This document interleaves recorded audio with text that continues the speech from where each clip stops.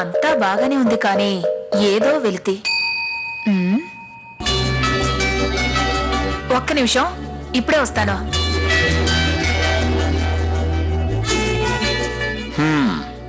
ఇప్పుడు దిష్టి తీస్తుందేమో మీ అత్తగారు. రాధికకి దిష్టి తీయాల్సిందే నాన్న.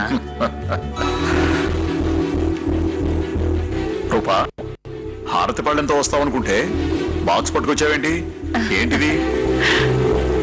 రాధిక మెళ్ళో వేస్తాను, మీరే చూడండి.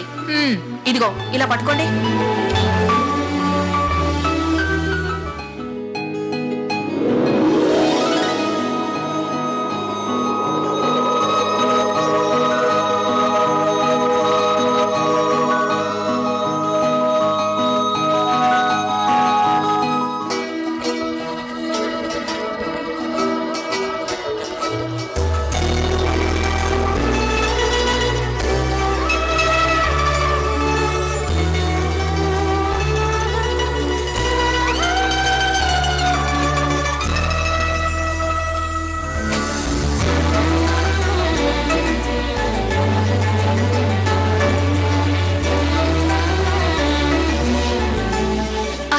నువ్వు ఎప్పుడూ కంటతడి పెట్టకూడదు.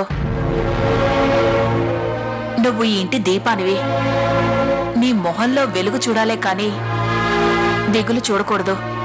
నన్నింతలా చూసుకుంటున్నారు, మీకు కృతజ్ఞతలు ఎలా చెప్పాలో నాకు తెలియట్లేదు అత్తయ్య. చూడమ్మా, మనమంతా ఒక్కటే. ఇక్కడ ఎవరూ ఎవరికీ రుణపడలేరు. ఇంటి పరువు ప్రతిష్టలు కాపాడడం మనందరి బాధ్యత. నా బాధ్యతని తప్పకుండా నిర్వర్తిస్తాను మామయ్య. ఆ నమ్మకం మాకుందమ్మా. నువ్వు సుఖంగా సంతోషంగా ఉండడమే మాకు కావాల్సింది. ఇక ఏ కష్టాలు అరిష్టాలు లేవు. మనమంతా ఇప్పుడు ఎంత సంతోషంగా ఉన్నామో అలాగే జీవితాంతం ఉండాలి. ఉంటారు.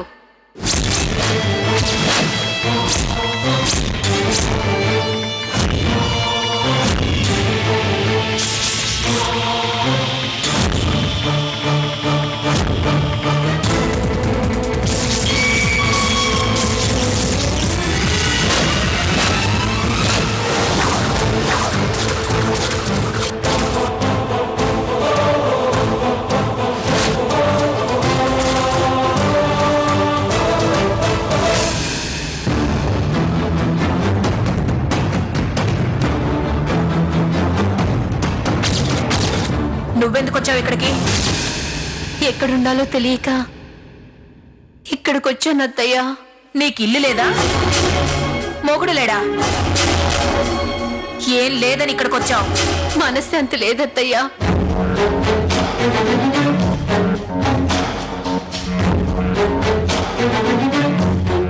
మన అనుకునే మన వాళ్ళెవరూ లేరు. సాడిస్ట్ మొగుడున్న దయ్యాల కుప్పలో కాపురం చేయలేక పారిపోయి వచ్చాను.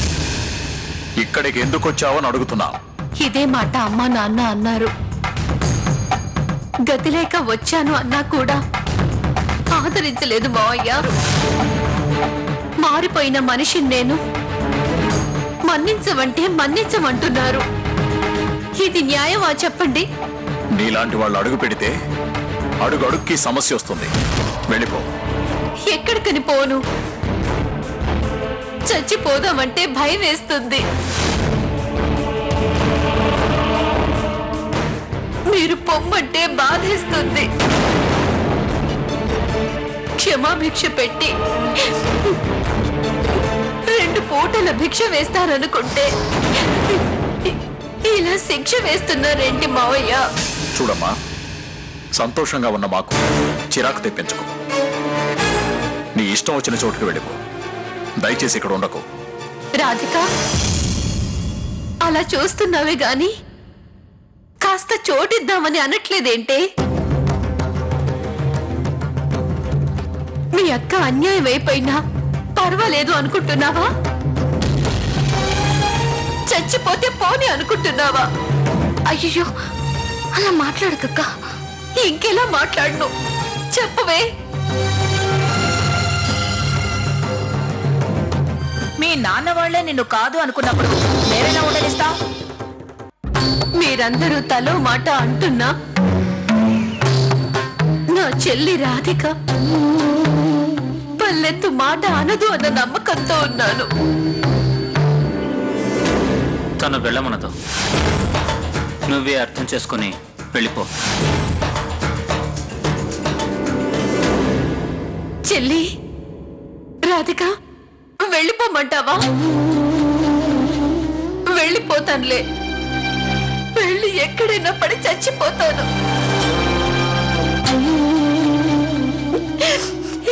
అక్క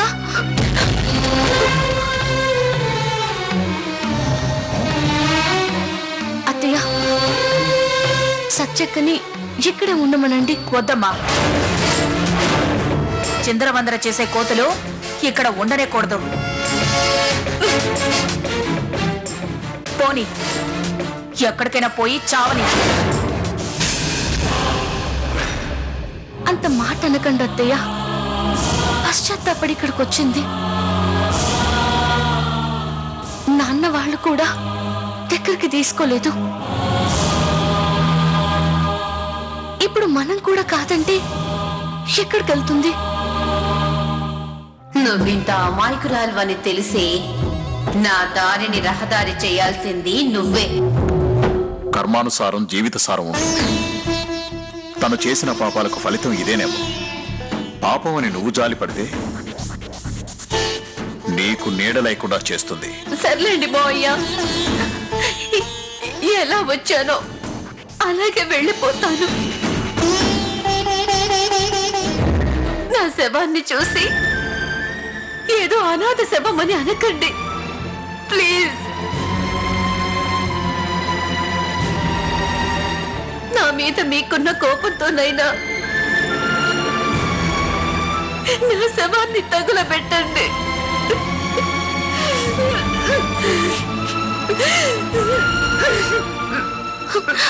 అక్క ఆకు. మధు అన్యాయంగా మన కళ్ళ ముందే సత్య తన ప్రాణాలు తీసుకోకూడదు కదా. సత్య గురించి నీకంతా తెలుసు కదా. తెలుసు, కానీ ఇప్పుడు తను చచ్చిపోతుందని తెలిసి కూడా మనం ఎలా చూస్తూ ఊరుకుంటాం?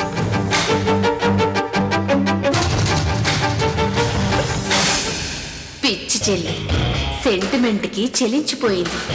4 మెతుకులు వేస్తే పడుండే కుక్క కాదే మీ అక్క. చూడమ్మా, కొత్త సమస్యను కొని తెచ్చుకోకూడదు. మావయ్య గారు, మిమ్మల్ని ప్రాధేయపడుతున్నాను. కొన్నాళ్ళైనా అక్కయ్యకి ఇక్కడ ఆశ్రయం కల్పించండి ప్లీజ్.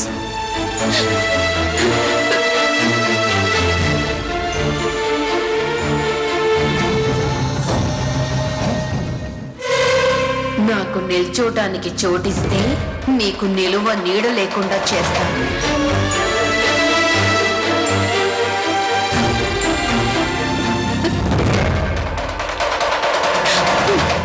నన్నుండమని చెప్పడానికి మీరంతా ఆలోచిస్తున్నట్టున్నారు.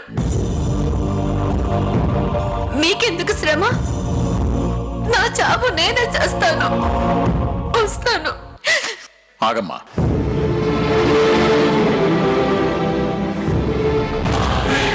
లోపలికెళ్ళు.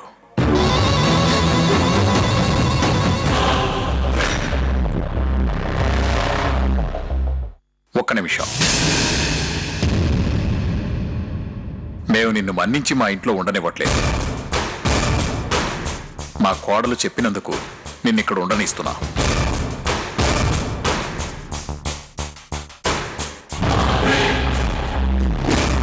పెట్టింది తిని పుల్లలు పెట్టకుండా ఉంటే సరే, లేదంటే పుల్లలు మేమే ఏరి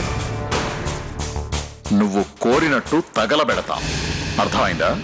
అర్థమైంది బాయ్ గారు.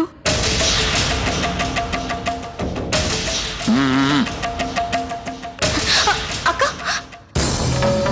అదేంటక్క నాకు దండం పెడుతున్నా? నేను నీకన్నా చిన్నదాన్ని. కష్టాల్లో ఉన్నప్పుడు సహాయం చేస్తే అది చిన్నైనా పెద్దయినా అంత గొప్పవాళ్లే రాధిక. అందుకే దండం పెడుతున్నాను. అయ్యో వద్దక్క, నా మాట విను.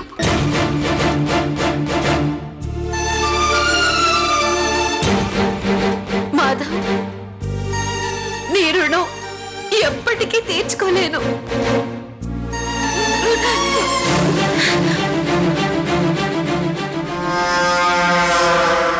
సారీ మావయ్య గారు. ఏమిటి? బ్యాగ్ తీసుకెళ్ళు.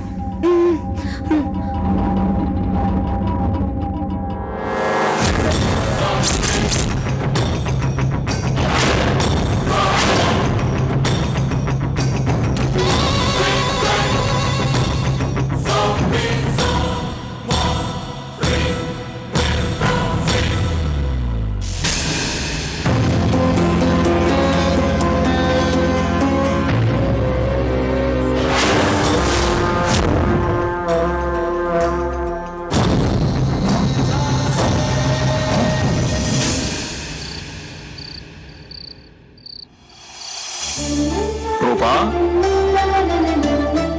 రూపా, రూపా, రూపా, రూపా. అయ్యగారు అమ్మగారు ఇప్పటివరకు ఇక్కడే ఉన్నారండి. అది సరే, నువ్వు ఇంకా ఎందుకున్నావు? ఇంకా పనుంది అయ్యగారు. చేసిన పని చాలు గాని నువ్వు ఒక పని చేయి. ఇదిగో ఈ డబ్బులు తీసుకొని మీ ఆయనతో సినిమాకి వెళ్ళిపో. అలాగేనండి. వెళ్ళిపో.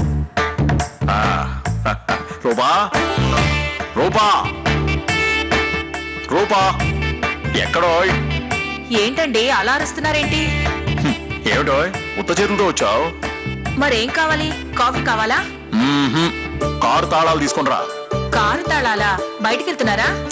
వెళ్తున్నాం. సత్యను శోభను కూడా తీసుకెళ్తున్నాం. మరి రాధిక మాధవ్ని కూడా తీసుకెళ్దామా? ఓ పని చేయవోయ్, మన ఇంటి పక్కన కాంతారావు గారు అన్నపూర్ణమ్మ గారులని, వాళ్ళని వాళ్ళ కొడుకులు కూతుళ్ళు మనవాళ్ళు మనవరాళ్ళని, ఇటుపక్క ఉన్నారే రంగారావు గారు శాంతకుమారి, వాళ్ళని వాళ్ళ పిల్లల్ని మనవరాళ్ళని కూడా రమ్మను. ఏంటండి మీరు మరీను? మరి లేకపోతే ఏమిటో? రాధికా మాధవులు మాత్రమే ఇంట్లో ఉండాలని నేను ప్లాన్ చేస్తే నువ్వు మళ్ళీ వాళ్ళని మన వెంట తీసుకెళ్తానంటావు ఏంటి?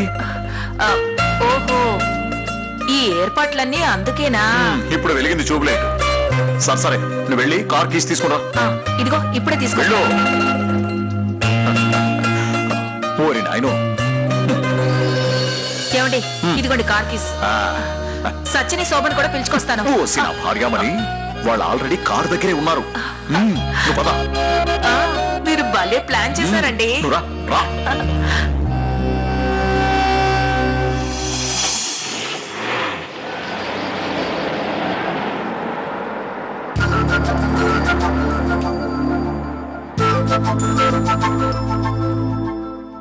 ఏంటిది?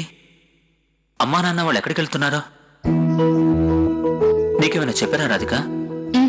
లేదు మాధవ్. లేదా? నీకేమైనా చెప్పారా రాధిక? లేదు మాధవ్. లేదా? అందరినీ తీసుకెళ్తున్నారు, ఏమై ఉంటుంది?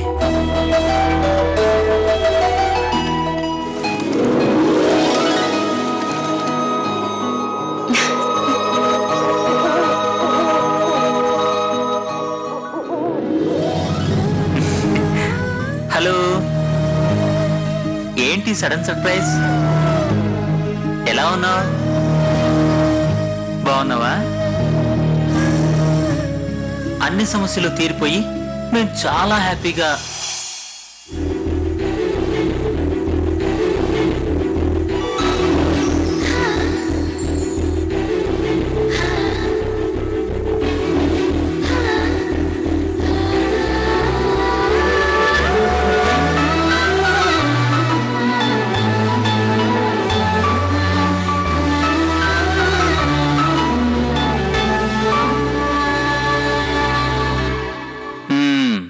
రాధిక, ఇప్పుడు నాకు అర్థమైంది.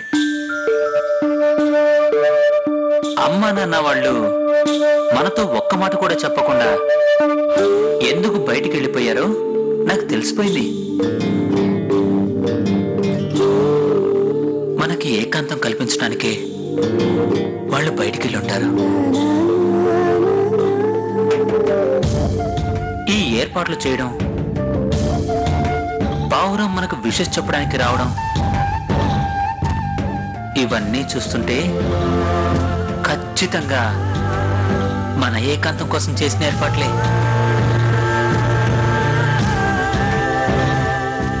అంతే కదా ఫ్రెండ్?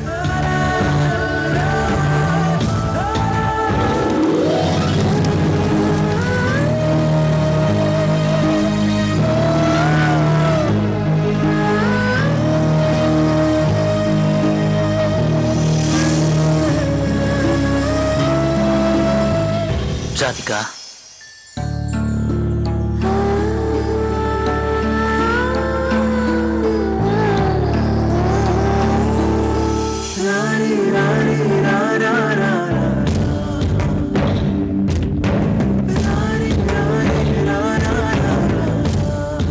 ఏంటి సిగ్గా?